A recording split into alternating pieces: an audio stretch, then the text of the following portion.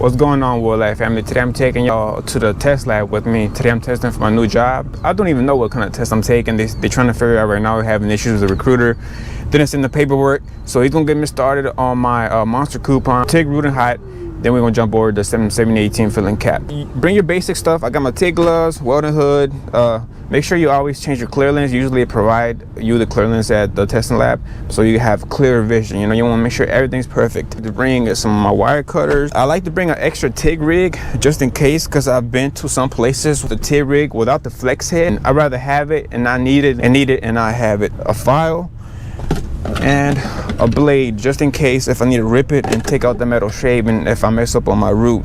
Another thing that I recommend for beginners is to get your own tiger disc. Yes, they have tiger discs over here, but sometimes they're used up, and I've been to places where they ran out, so make sure you're prepared. I have a 332 disc, and I'm gonna also show you why it's good to have a real thin disc whenever you do your combo. And your flashlight. I actually forgot my flashlight, so I'm gonna go in there. I'm gonna try to be as helpful as I can to y'all, but at the same time I'm gonna try to focus more on my test. I'm trying to hurry up and knock this out and go home. So I'm about to go to my booth and get set up, guys. I'll see y'all.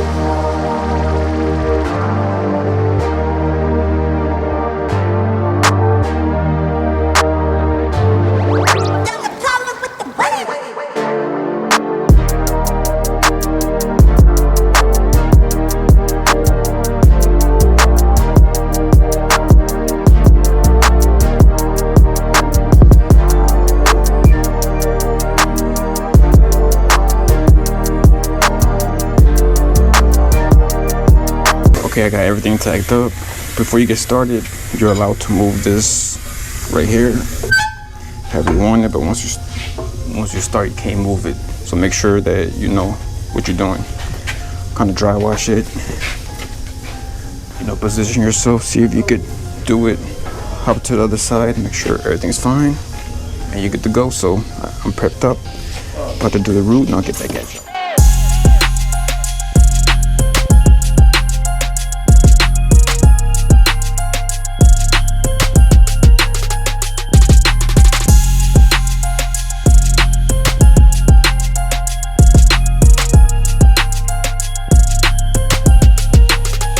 Alright fellas, I just finished doing my root and hot. Looks good, QC body, checked it out. I had a little heavy spot on top, but it's still under code. One thing I want to let y'all know is whenever you test, make sure you always ask the QC what he wants, because they have different rules and they'll bust you. For example, a lot of places to let you put one hot pass and one fill, then you switch over to stick. This place, they only allow you one hot pass, that's it. So you got to be careful now whenever I do my stick, because I don't want to bust through. I think I'm going to just do stringers instead of doing one big weave. For my fill, I'm gonna do a stringer at the bottom, a stringer on top, then I'm gonna weave it heavy, because I want to make sure that I don't fail. I always make sure that I grind every spot. If I feel like I messed up or something, grind it, you know, just to make sure, you know, you testing. The last thing you want to do is fail for some dumb shit. But I did my root at 105 using 1870S2 for my hot pads. I did about 160 amps. So about to hop over to my stick. I put the machine about 80 amps. We're gonna tweak it as we go. Okay, so I went and did my first fill with stick. I said I was gonna do 2 stringers, but I decided to just do one big fill. It felt pretty good. Machine at 80 amps felt kind of hot. If I was you, I'll turn it down 5. I had to move kind of fast so I don't bust through. But what I'm gonna do now is I'm gonna do another pass of 332. Then after that, I'm gonna jump into 1/8. I wanna hurry up and finish this. You know, 1/8 you can stack more metal. Then when I flush it out, I'm gonna show you what it looks like. Another thing, that's why I like to bring a file. If you've seen the video, you can put it on there, lean on it, and get to work. So I'm gonna go ahead and flush it out, guys, and I'm gonna show you what it looks like when I'm done. All right, fellas, I just finished doing my 1/8 fill. I'm still under flushing some areas. In some spots, I'm actually over flush. It's cool though, don't worry about that. The key is to flush it out. So what I'm gonna do now, I'm gonna switch over to 332 to flush it. And the reason is because since I'm switching over to a different rod, I wanna start seeing how good the rod burns at a certain temperature. And you should be able to tell that with your fill. So with the 332 rod, I'm gonna fill up the spots like right here that are still under flushed on top. And I'm gonna start turning the heat down and see how it feels whenever I cap. I'm gonna cap with 332. Some spots are a little heavy, which I said is okay. Just hit it with the tiger disc. That's why I told you to bring one. So I'd rather you be overfilled than underfilled. So I'm gonna go ahead and flush it out at 75 amps, and I'll get back with y'all. Okay, so I just finished flushing it out, guys. You're probably like, Rico, what the fuck? It looks like shit. But don't panic, it's under control. I'd rather overflush it than have it underflush, because that's how you get undercut. So now, once you have it completely flushed, you grab your grinding disc and just grind the heavy parts down to it's nice and even all the way around. I had a guy who taught me this. He actually said, fight the fill, slick the cap. So it's all about the cap. Right now I was like, shit, I'm not gonna lie to y'all. If I wanted to make it look better, I would have took my time, used 332, but I'm all about speed. I don't have patience to take my time when I test. I want to hurry up, get in there, and get out. But this is the method that I use. They have different methods that works for me, so I'm gonna go ahead and clean it up, and I'm gonna show you once I'm done, and before I cap.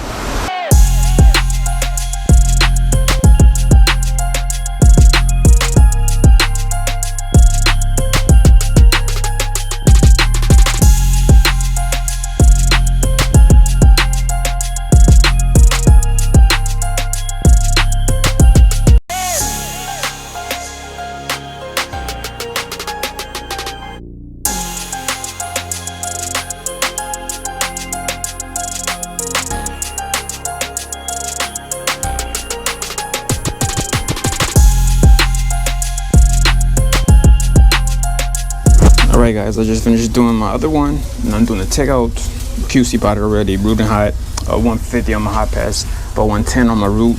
I'm about to flush it out, take out easy. To me the hardest one is combo, so I'm about to go ahead and get to work.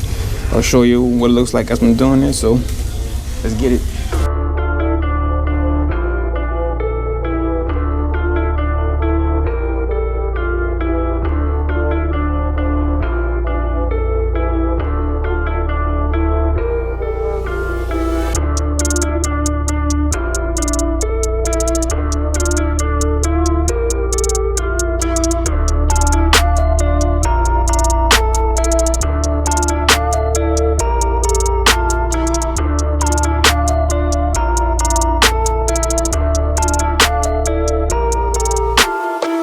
Alright fellas, I just finished flushing it out, dude. These are thick as hell, man. It takes a long time, I'm tired. And they get very, very hot. I just let it cool off before I cap. Usually I let it cool off about 10 or 15 minutes. Just gotta grind the top up to make it flushed. I'm gonna probably did a 4B cap on it. I'm capping at 165. I did my fill, all my fills at 200. So this is steaming hot, so that's why you wanna let it cool off for a little while. After this, I'm gonna have a stainless test, schedule 10, and that's it, man. That's a wrap. Hopefully everything passes, everything bends right or shoots x-ray. So I'm gonna go ahead and cap it, and I'm gonna let you know what the cap looks like.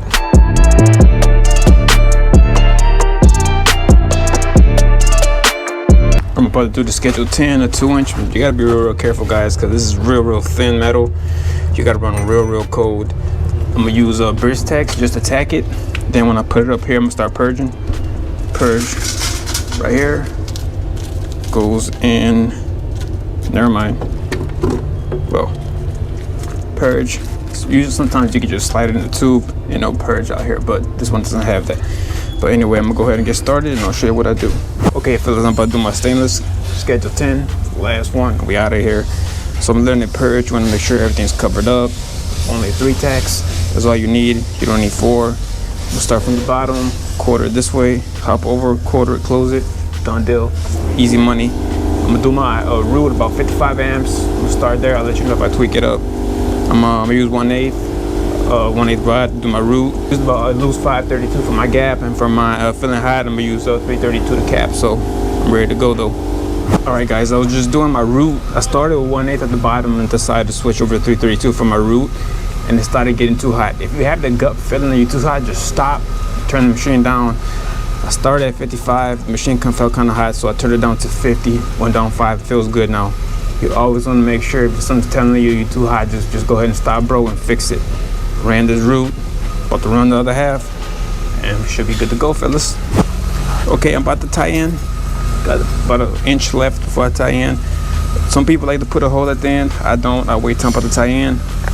Stop, put a 1/8 hole, check the pressure. My pressure's kind of high, drive it down. That feels pretty good. You always want to make sure you ain't got too much pressure, because it's gonna mess you up whenever you tie in. It's gonna blow your root out. So feels good. Let's go. I stopped because I feel like I still got too much pressure. Turn it down. You feel like your root's coming up, yeah, it's a bad sign.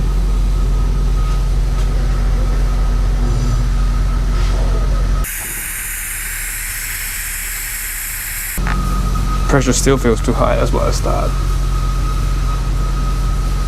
That feels way better. That's really important, guys. I see a lot of people fail from that pressure being way too high. I'd rather stop and make sure it's good. Okay, glue looks good. I'm about to do my high pass fill. Might do 1B cap. Let's see how I feel. 60 amps, 332 all the way out. Last test. Let's go.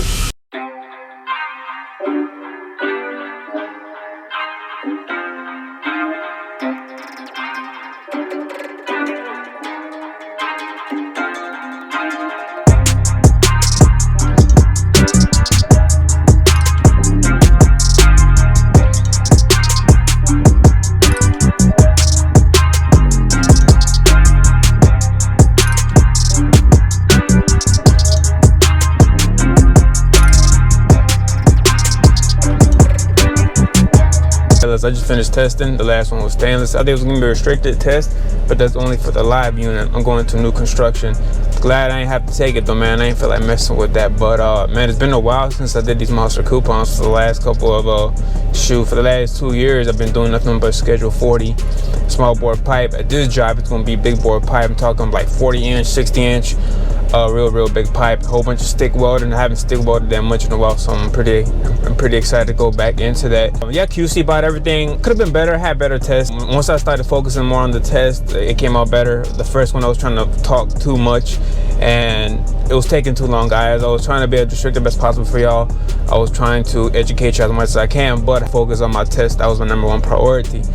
But everything came out good, as in the QC bought it. Now they have to x-ray it, and I think they're gonna bend it. So hopefully the bend test passes. So far in my career, I haven't had any bend test fail on me. Well, I'll take that back. One time at the shipyard, they gave me like a little pre-test and I actually fell down. So it's all good though. But anyway, for the guys who have failed their test, I know I met a lot of guys who have failed with their first opportunity. Don't sweat it, we all go through it, man. I think I actually busted my first 6 welding tests back to back because I didn't know how to weld. I didn't go to school. I was just trying to finesse it. But every time I busted, you know, I learned something new. Don't be me. Go to school. Go to welding school so you don't have to go through all that depression, man. I used to be mad, dude. The one that kicked my ass the most at the time when I was learning was stainless. Schedule 10, man. I could not get it, dude. My stainless will always come out like shit. Now that's actually one of my favorite things to do is stainless. But don't sweat it, guys. We all go through it. We all bust. Don't feel like it's the end of the world. You'll have plenty more opportunity. Right now, I'm not gonna lie to y'all, it's real hard to get a test because of COVID. You can't even go into the office. You have to have somebody pull your name. And that's how it happened to me. They pulled my name. They called me. You know, I came test.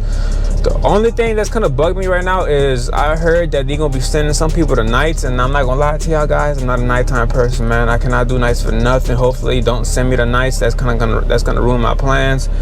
But we'll see what they do. Hopefully I get to stay on days. Thinking about having another video of what's in my bag. I'm about to go buy a new tool bag. I'm about to buy some new tools. I actually need to get the front flip of my Welding Hood fixed because we cannot wear pancakes in there. You have to have a hard hat at all times. That's actually illegal, and kind of want to buy some more tools and show y'all what's in my bag, what I bring with me and stuff like that. So I'll have that one coming out soon. But man, but yeah, guys, man, I appreciate y'all rock with me. Hopefully I was able to teach you something new today, man. I'll see you on the next one. Peace.